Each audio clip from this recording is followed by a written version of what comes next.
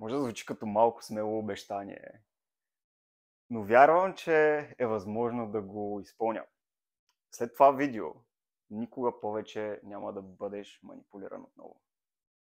И в него всъщност искам да споделя за личния си опит, какво съм научил бидейки манипулиран, какво съм научил бидейки манипулиращия и какви са тези вярвания и убеждения, които ако приемем за себе си, ни позволява да сме свободни от манипулация.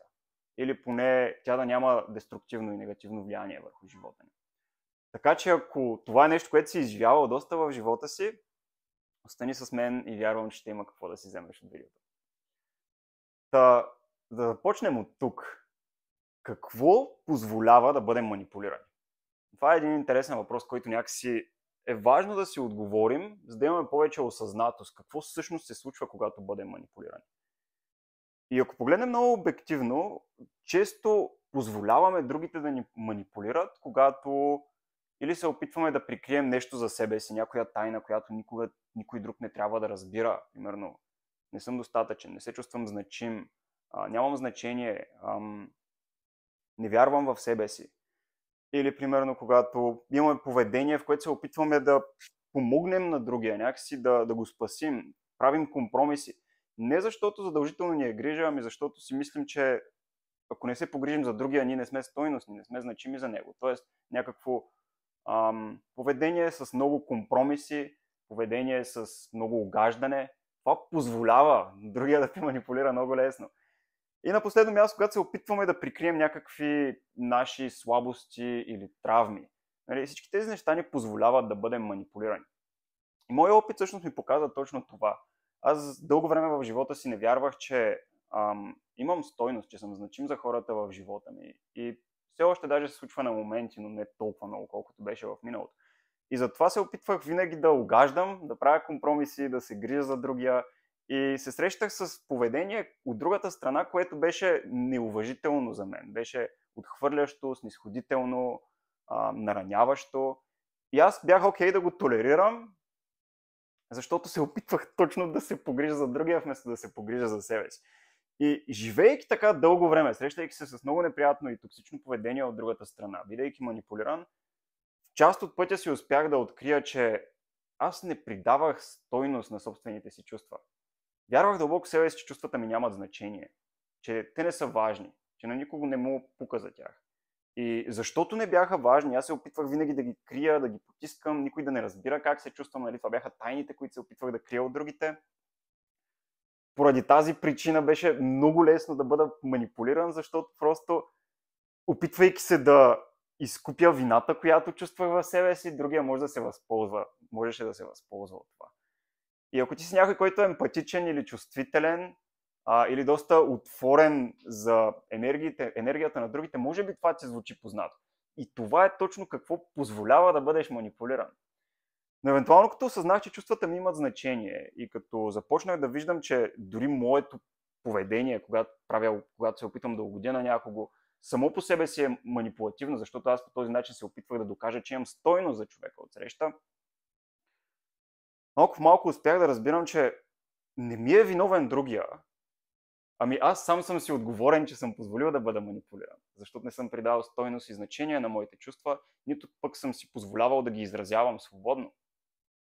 И когато взех това решение, че чувствата ми имат значение, те са важни, тогава бях способен да поставям граници. Тогава бях способен да поемам отговорност за страданието, което изживявам, вместо да соча с пръсти и да търся кой ми е виновен. И това почна да променя доста неща, защото тогава забелязах, че аз съм отговорен да придам значение на страданието, което изживявам в живота ми. И ако аз мога да придам значение на това страдание, тогава някакси другия не може да използва болката ми, за да ме манипулира и да се пресъздава още повече болка. Разбираш ли, има ли значение това, което казвам? И също видях пък, че ако не мога да придам значение на страданието, с което се срещам, на някаква неприятна случка в отношенията ми, на някакво предателство, да речем, ако аз не мога да придам значение на това, което някакси да ме вдъхнови, да ми даде енергия, тогава това страдание не е само мое. Тоест не съм отговорен да го нося сам. И вместо да поемам пълната отговорност за него, мога да поема отговорността, която чувствам, че е моя, и за останалата да изразя как се чувствам. И по този начин отново прекъсвам самия цикъл на манипулация, защото не правя чувствата на другия и чувствата на всички в ситуацията по-важни от моите собствени. Аз поемам отговорност за моите чувства.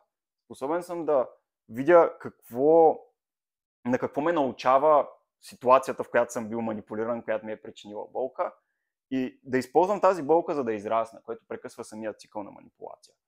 Това бяха някакси две от най-ключовите неща, вярвания, които открих от опита си, че чувствата ми имат значение и че аз съм отговорен да придам значение на страданието, с което се срещам в живота.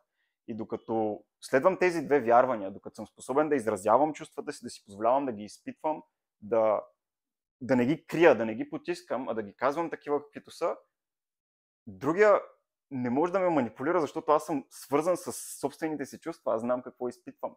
Тоест, не е като другия да разбира по-добре какво чувствам и по този начин да може да ми вменява вина или да ме газлайтва или нещо подобно.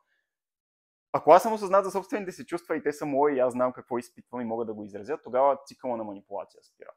И ако вместо да соча с пръсти, когато съм правил прекалено много компромиси за някого или съм опитвал да му угаждам с цел да постигна някаква цел, да ми се изпълни някакво очакване, а вместо това просто видя, че аз съм пренебрегнал себе си и мога да поема отговорност за това. Тоест придам значение на страданието, което изпитвам. Никой не ми е виновен, че съм пренебрегвал себе си. Аз съм избрал да го правя. Тогава вече не съм способен да бъда манипулиран. Няма и смисъл да соча с пръсти, защото съм свободен да видя силата си в това, че съм позволил да бъда манипулиран, което е парадоксално прекъсва самия цикъл на манипулация. Та приемането на тези две убеждения, вярвам, че поне за мен и за много хора, с които съм споделял това, ти позволяват да не бъдеш манипулиран в живота си. Така че, ако това е нещо, което си срещал, помисли на тези убеждения. Приеми, виж за себе си, че твоите чувства имат значение. Те не са не са без стойност. Те имат стойност за теб. И дори човека отсреща да не ги признава, да не ги разбира, да не ги уважава, ти самия, ако ги изпитваш и ако си дадеш позволение да ги изпиташ, това е повече от достатъчно, за да изразиш след това, което чувстваш и да прекъснеш цикъла на манипулация. Така че това беше посланието, което иска да споделя. Благодаря, че много че остана с мен до края и ще се виждаме отново. Чао, чао!